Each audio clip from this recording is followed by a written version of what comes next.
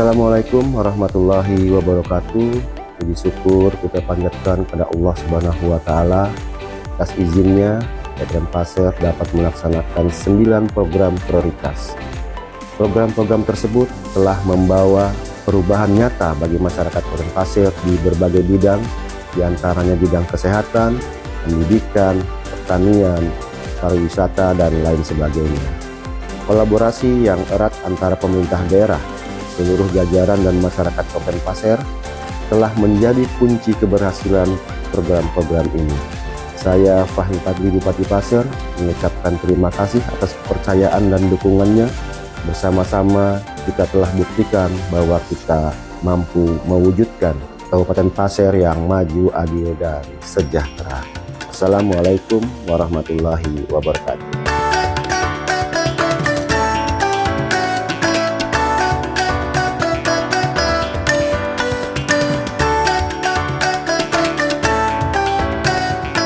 Saya akan menyampaikan refleksi pembangunan Kabupaten Pasir selama dipimpin Bupati Pasir Dr. Fahmi Fadli.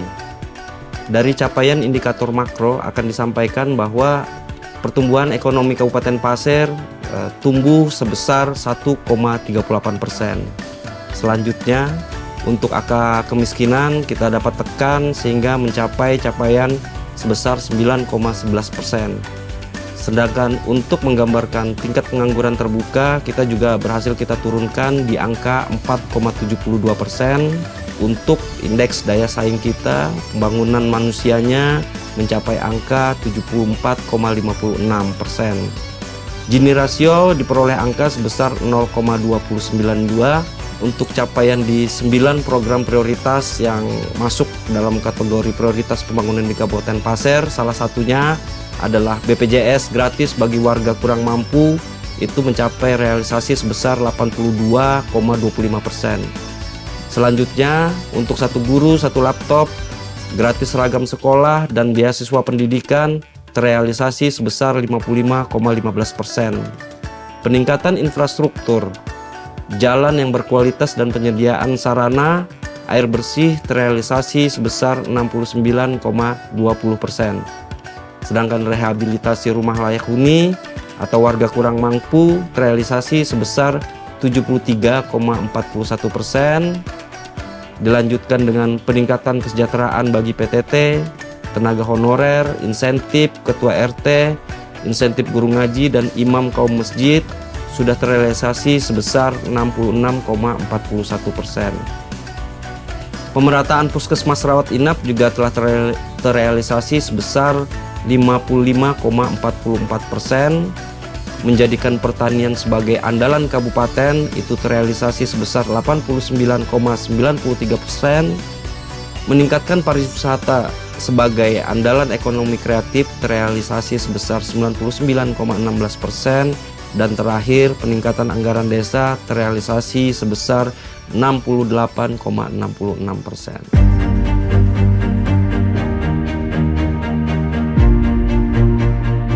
Dalam hal ini sangat bersyukur kami memiliki seorang pemimpin yang begitu perhatian terhadap pendidikan.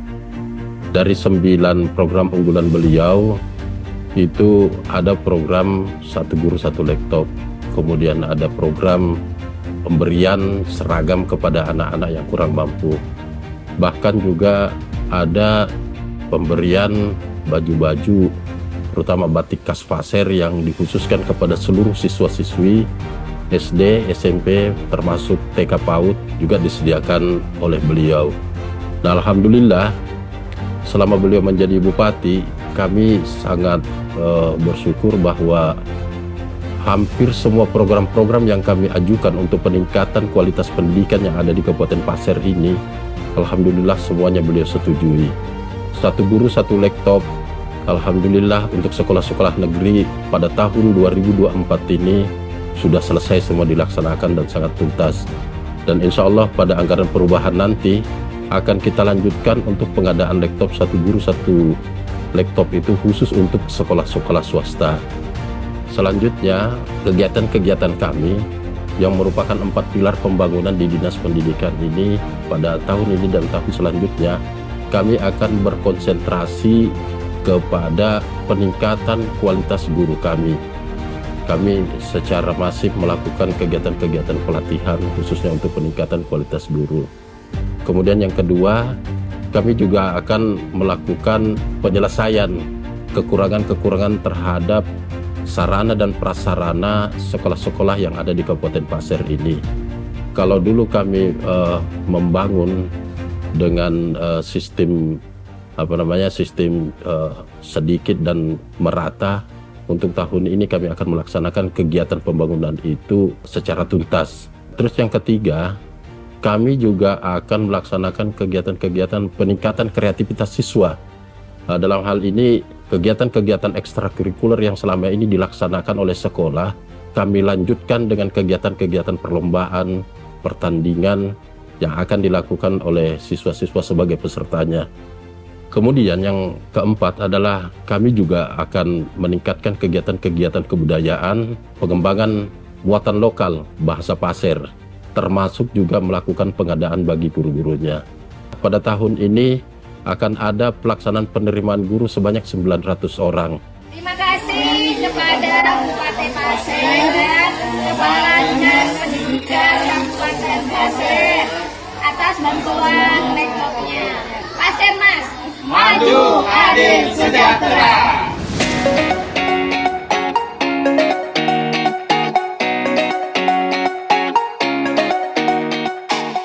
Dari bidang pariwisata yang telah kami lakukan adalah peningkatan objek-objek wisata yang berada di Kabupaten Pasir. Berdasarkan data kami, tahun 2024 ini berjumlah 123 objek wisata, sedangkan unggulan kami adalah 3 objek wisata strategis.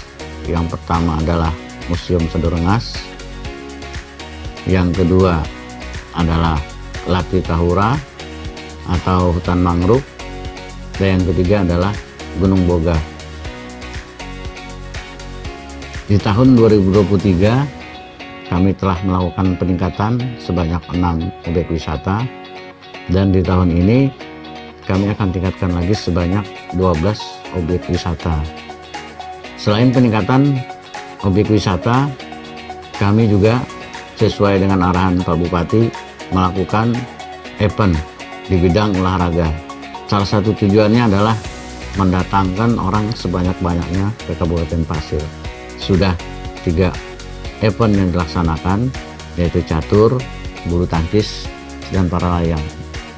Berdasarkan data, terjadi peningkatan kunjungan wisata sampai dengan semester ini, semester 1 itu sebanyak 90.000.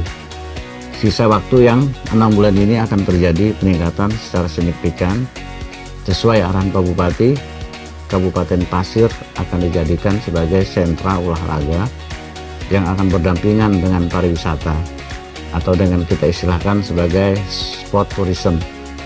Setiap hari Minggu di sini kita mengadakan Car Free Day, dan rencananya ke depan bukan cuma di kabupaten, tapi juga akan merambah ke setiap kecamatan. Dan pada hari ini juga Car Free Day di Kecamatan Longikis dan di Kecamatan Longkali. Nah, ini akan terus kita giatkan untuk menghidupkan ekonomi kreatif untuk meningkatkan perekonomian masyarakat. Dengan adanya wisata mangrove ini sangat luar biasa, antusias masyarakat dari hiburan, kemudian dari UMKM-nya juga luar biasa, sehingga putaran ekonomi di Kelembang Sari semenjak adanya wisata mangrove ini cukup luar biasa.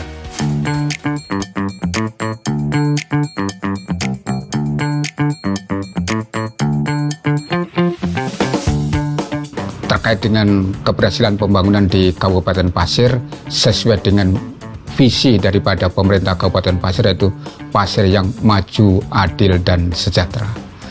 Nah, di dalam mewujudkan visi ini tentu pemerintah Kabupaten Pasir lewat kepemimpinan Bapak Dr. Fahmi Fadli telah menetapkan juga 5 misi untuk mencapai visi tersebut. Salah satu daripada misi tersebut adalah peningkatan kualitas sumber daya manusia. Tentu selama kepemimpinan Bapak Dr. Fahmi Fadli ini telah banyak prestasi yang diraih oleh pemerintah Kabupaten Pasir dalam mendukung visi Pasir yang maju, adil, dan sejahtera.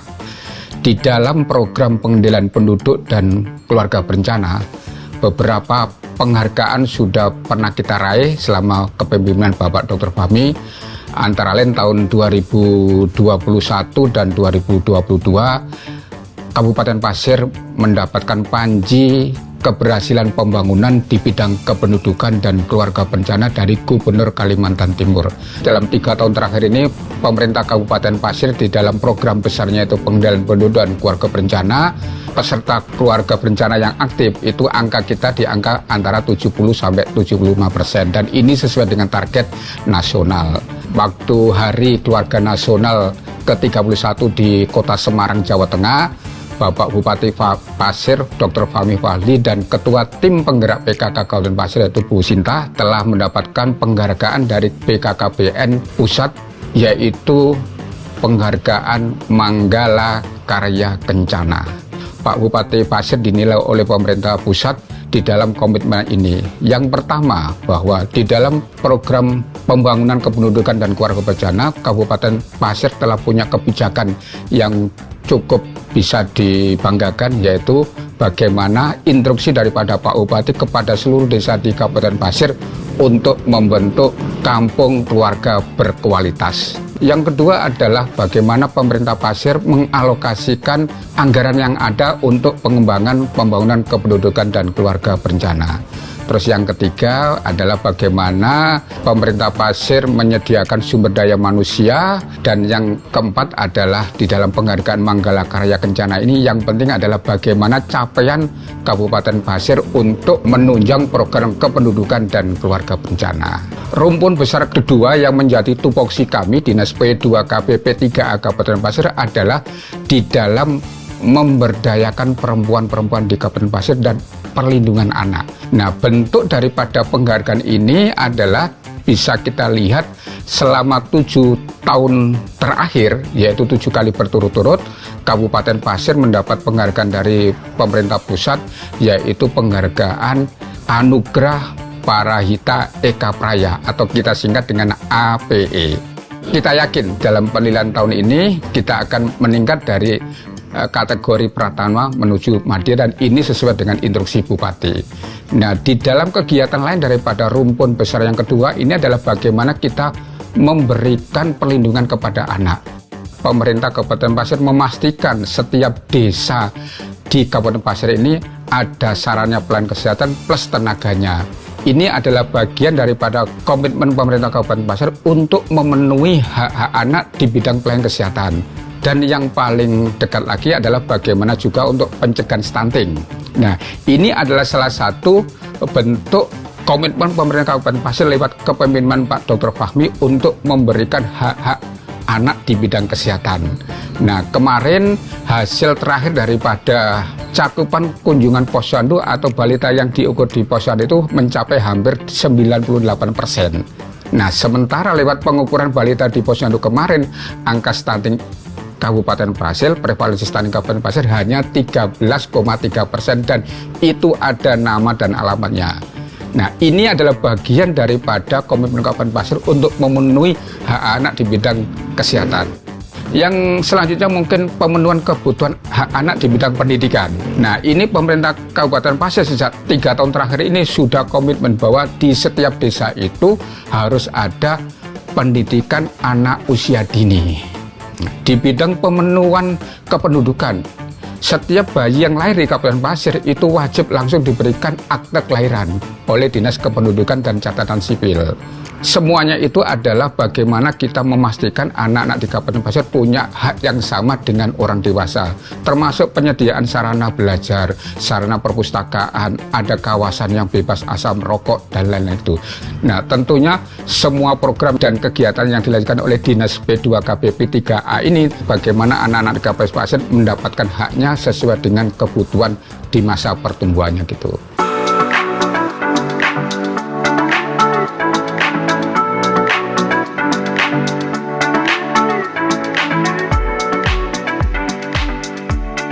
Menyampaikan beberapa program unggulan Bupati Pasir di Dinas Perindustrian Perdagangan Koperasi dan UKM Kabupaten Pasir. Program tersebut pertama adalah hilirisasi kelapa sawit. Jadi kita sudah memulai untuk membangun pabrik minyak goreng skala UMKM. Alhamdulillah kita sudah laksanakan di tahun 2023 dan insya Allah kita akan sempurnakan kembali di tahun 2024 ini. Kemudian program selanjutnya adalah pengembangan UMKM. Nah, program-program UMKM ini adalah kita melaksanakan pendampingan UMKM berupa pelatihan dan promosi-promosi produk-produk UMKM. Tahun 2023 kita punya program pelatihan kewirausahaan. Itu ada 17 angkatan. Rata-rata di tiap angkatan ada kurang lebih 40 peserta. Dan alhamdulillah ini mendapat cukup antusias pelaku usaha yang mengikuti program pelatihan tersebut. Kemudian di tahun 2024 ini kita juga ada kurang lebih 19 angkatan, dan pada semester pertama di tahun 2024 ini sudah kita laksanakan kurang lebih 50% pelaksanaan kegiatan. Kemudian program selanjutnya adalah revitalisasi pasar tradisional. Nah, revitalisasi pasar tradisional ini bertujuan untuk melakukan rehabilitasi atau rehab-rehab pasar-pasar yang ada di kecamatan. Di tahun 2023 ada 16 unit pasar yang kita rehab, dan di tahun 2024 ini kita juga sudah merencanakan ada 9 unit pasar yang akan kita rehab. Dan ini sangat bermanfaat untuk masyarakat, khususnya pedagang dan konsumen yang menggunakan pasar. Awalnya saya merasa paling saya susah nih, karena kita kebanyakan ibu-ibu yang udah bukan generasi Z lagi. Pasti susah sih masuknya. Ternyata begitu sudah masuk, awal-awal ini pasti ngantuk nih, tapi ternyata wow banget, karena yang bawa eventnya, terus di host-hostnya ternyata masuk, nyambung, dan sesuai dengan level kami yang UMKM, yang memang UMKM kecil ya. Kita paham, jadinya masuk dan diajari step by step. Jadi setiap session, habis itu kemudian langsung tes, langsung komen, langsung latihan seperti itu. Jadi saya senangnya langsung masuk. Jadi satu tulis, kemudian nanti langsung dicoba lagi. Nggak langsung next, nggak kayak gitu. Jadi saya sukanya di situ.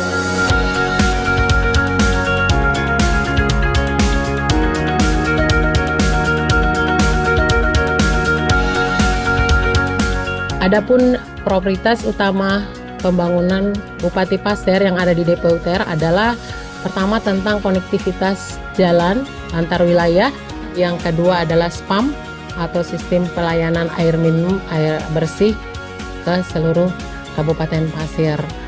Untuk jalan di Kabupaten Pasir ini sampai tahun ini itu sudah sekitar 183,294 km, dan hampir seluruh jalan di Kabupaten Pasir itu sudah mulai mantap. Adapun daerah-daerah yang selama ini tidak bisa terlewati karena memang ada daerah-daerah yang harus melalui laut, yaitu daerah yang ada cagar alamnya. Pada tahun 2021, Pak Bupati telah berhasil untuk bekerja sama dengan BKSDA melalui Kementerian Lingkungan Hidup untuk bekerja sama atau bermitra untuk membuka jalan yang selama ini terisolir karena adanya daerah CA, dengan jalan kerjasama dengan Kementerian KHLK melalui BKSDA. Adapun jalan itu ada daerah Harapan Baru menuju Pasir Mayang, yaitu sekitar 11,5 km. Dari 11,5 km itu sudah dibangun sekitar 6 km di tahun 2023. Dan pada tahun ini itu akan lanjutannya itu sekitar 5 km. Jadi untuk daerah air mati yang selama ini tidak bisa dilewati melalui darat itu alhamdulillah pada tahun 2024 ini akan tuntas dan bisa dilewati oleh masyarakat. Kemudian di daerah lain yang memang selama ini tidak bisa dilewati oleh darat, yaitu daerah Tanjung Aru, selama ini hanya memakai kapal, akan tertangani sehingga kita bisa melaksanakan pembangunan jalan daerah Ipirandom. Nah, daerah Ipirandom ini nanti itu bisa dilalui oleh masyarakat ke daerah Tanjung Aru tanpa melalui laut lagi. Nah, daerah itu panjangnya sekitar 20,8 kilo. Tahun ini akan dikerjakan sepanjang 10 km dan tahun berikutnya akan kita lanjutkan. Kemudian yang kedua yaitu program SPAM. SPAM ini atau Sistem Pengaliran Air Bersih ke Masyarakat. Hampir setiap tahun KPUTR itu bangun jaringan perpipaan sampai ke desa-desa juga, sampai ke daerah-daerah pesisir. Untuk sampai tahun 2024 ini sudah mencapai 85%. Jadi sudah hampir semua masyarakat kita sudah bisa menikmati atau memanfaatkan air bersih dan aman. Kami bersyukur, pokoknya berterima kasih lah sebanyak-banyaknya kami kepada pemerintah daerah untuk memberi kami air bersih. Karena air bersih ini yang sangat susah, apalagi kalau waktu musim kemarau. Nah, di sini ya kadang-kadang beli kami karena kesusahan air bersih. Nah, barulah karena ada air bersih ini kami bersyukur. Semualah masyarakat Desa Sawijaya yang mana karena apa saling membantu kami kan bisa kasih ke yang belum dapat gitu nah itu. Tapi kami minta lagi ini, mohonlah kepada pemerintah daerah, bangunlah air bersih itu untuk seluruh Desa Sawijaya karena ada sebagian yang belum dapat. Itu yang kami mohonkan.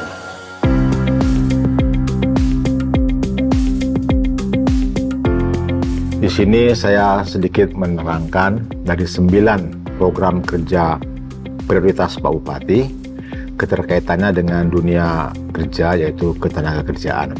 Yang pertama, pemerintah Kabupaten Pasir sejak tahun 2022 mencanangkan program untuk pemberdayaan masyarakat, terutama penjaminan para pekerja rentan. Pekerja rentan itu adalah pekerja yang tidak mendapatkan upah tetap setiap bulannya, buruh-buruh kasar, kemudian juga bisa para pembantu nelayan, buruh kebun, buruh tani, dan sebagainya, termasuk yang di pasar.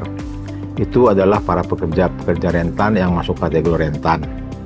Orang lebih itu semua dijamin oleh pemerintah dalam hal 2 penjaminan utama. Sampai dengan tahun 2024 ini sudah meningkat menjadi lebih dari 42.000 orang. Yaitu penjaminannya satu berupa penjaminan kematian dan penjaminan kecelakaan kerja. Dan Pak Bupati dengan program perhatikan masyarakat, dicari semua orang masyarakat Kabupaten Pasir yang memenuhi kriteria seperti itu. Dan sekarang coveragenya sudah mencapai angka 90% lebih. Dan di target kita tahun 2025, coverage untuk masyarakat yang rentan itu bisa mencapai 100% harapan kita. Walaupun itu mungkin setiap tahun sekolah-sekolah memproduksi tamatan-tamatan yang mencari kerja, yang tanda kutip calon-calon pengangguran. Dan mereka-mereka ini tidak mungkin tidak di-cover. Sebagian mereka sekolah ke luar daerah, sebagian mereka putus sekolah, sebagian mereka mencari kerja.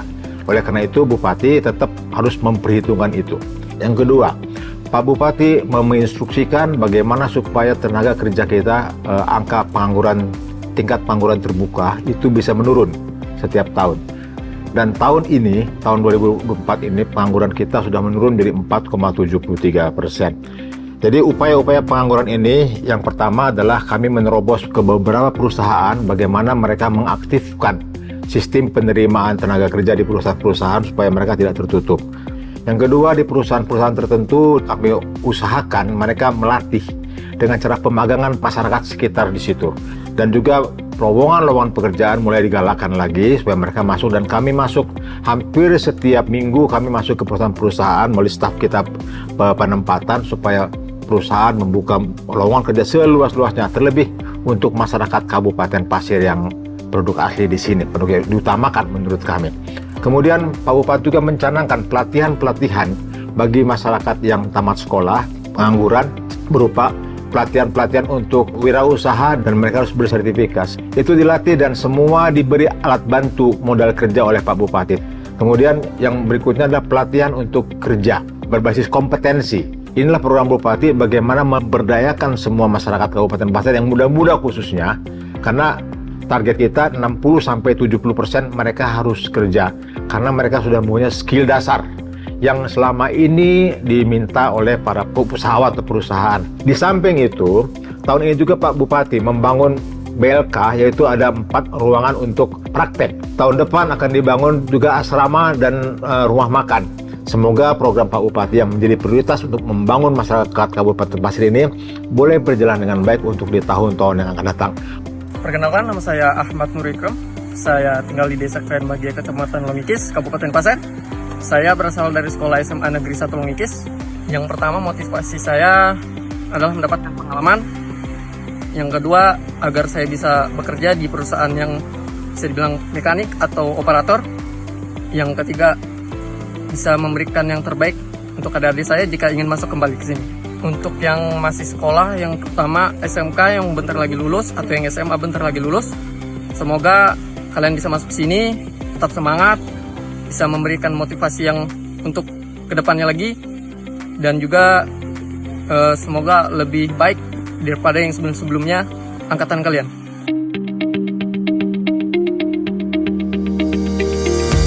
Untuk Dinas Kesehatan, kami mengampu 2 program kerja. Yang pertama, tentang kepesertaan BPJS Kesehatan, di mana saat ini sudah mencapai 92%.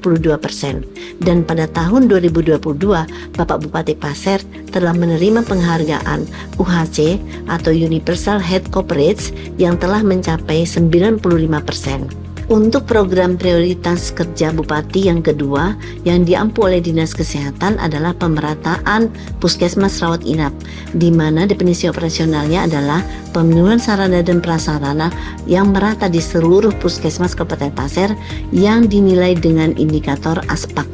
Saat ini indikator ASPAK telah mencapai 69% untuk Kabupaten Pasir. Ya, pesan saya dalam aksi bergizi hari ini, saya terus senang karena saya sudah bisa mendapatkan banyak ilmu-ilmu yang cukup bermanfaat bagi saya dan teman-teman saya juga, terutama untuk masalah kesehatan gizi kita.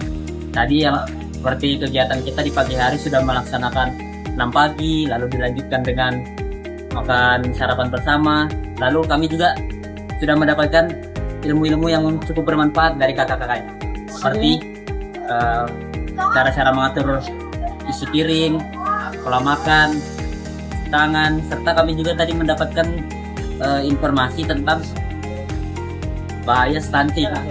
Ya, seperti itu sih. Jadi saya rasa ini sangat bermanfaat bagi saya, terutama untuk kedepannya, supaya kita bisa lebih peduli lagi terhadap pola makan kita, cara kita mengatur kebutuhan gizi, dan juga untuk kita lebih menjaga diri kita, terutama untuk kedepannya, untuk generasi selanjutnya, agar kita bisa mencegah yang namanya stunting tadi.